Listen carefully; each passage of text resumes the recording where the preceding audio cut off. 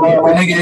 بہرحال بلا کسی تاخیر کے میں آخری مقرر جناب شوکت نواز امیر صاحب سے گزارش کروں گا کہ مائک میں تشریف لائیں اور آپ سے مخاطب ہوں. تشریف لاتے ہیں شوکت نواز امیر صاحب.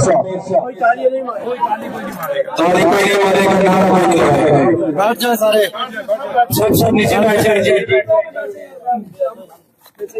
نہ کوئی نعرہ نہ کوئی تعلیم، کیونکہ اب ایک قیمتی انسان جو ہے اسی کے یہاں اسٹیج سے تقریر کر کے گئے ہیں، اب وہ ہمیں نہیں رہے. اللہ تعالیٰ ان کی آنے والے منزلیں جو ہیں وہ آسان فرمائے.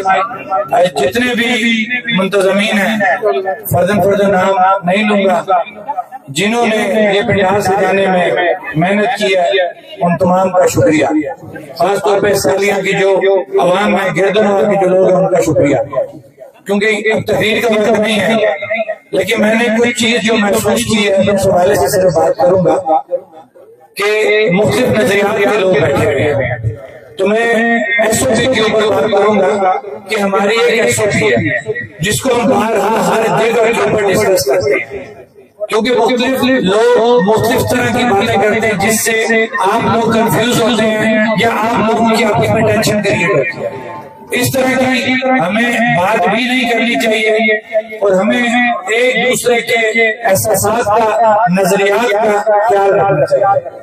ہماری کیسے بھی ہے کہ یہ تحریک غیر سیاسی، غیر نظریاتی، بغیر کسی ملک کو برا بلا کہے، بغیر کسی ادارے کو برا بلا کہے، صرف اور صرف بنیادی حقوق ہماری مراد آپ کا جو 38 نمبر چارٹر آف ڈیمانڈ ہے اس کی کمپلیٹ کرانے کی چاہیے.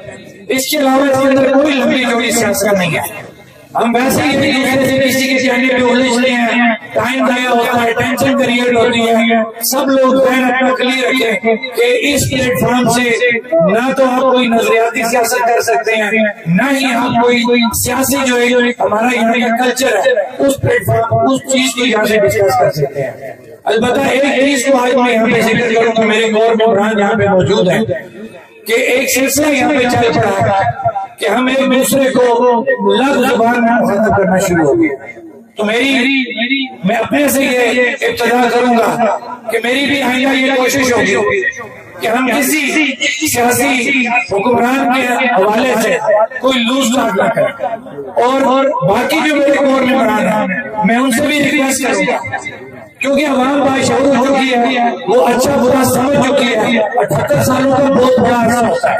78 سالوں میں لوگ سمجھ چکے ہیں کہ ان کے ساتھ اس حکمران نے کیا کیا اور وہ آگے کیا کرنا چاہتا ہے. لہذا میری اپنے تمام کور کمیٹی ممبران سے بھی یہ ریکویسٹ ہوگی کہ اگر بڑھتے جذبات میں آ کے بھی اگر آپ کو غصے میں بھی آ کے آپ کی بات کرتے ہیں تو وہ بات ایک اچھے اخلاقیات کے اندر رہتے ہوئے کریں، اپنے جذبات میں کنٹرول رکھے تاکہ ایکشن کمیٹی کی طرف سے کسی کو بات کرنے کا موقع نہ ملے. اور دوسری طرف میں اپنے سیاسی قائدین جن کو ہم نے کوشش کی ہے کہ ان کو ہم عزت سے مخاطب کریں، ہماری بھی یہ ریکویسٹ ہوگی کہ آپ بھی کوئی ایسی متنازع بات نہ کریں کہ جس سے ایکشن کمیٹی یا ان کے ساتھ جڑے ہوئے لوگوں کی دل آزاری ہو اور پھر ہماری جو ایک چیز طے شدہ ہے اس سے باہر جا کے بات کریں.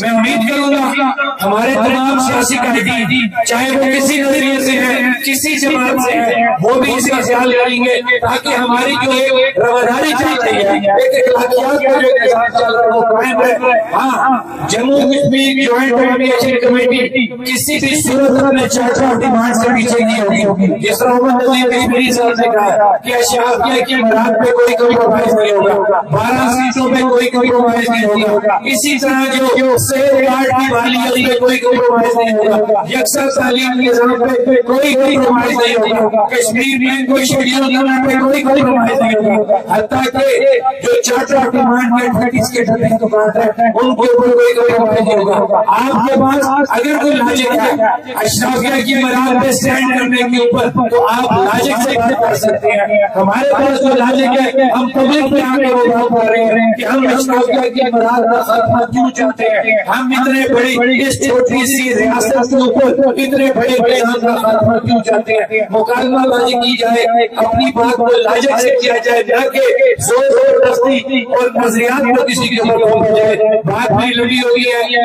اس امید کے ساتھ کہ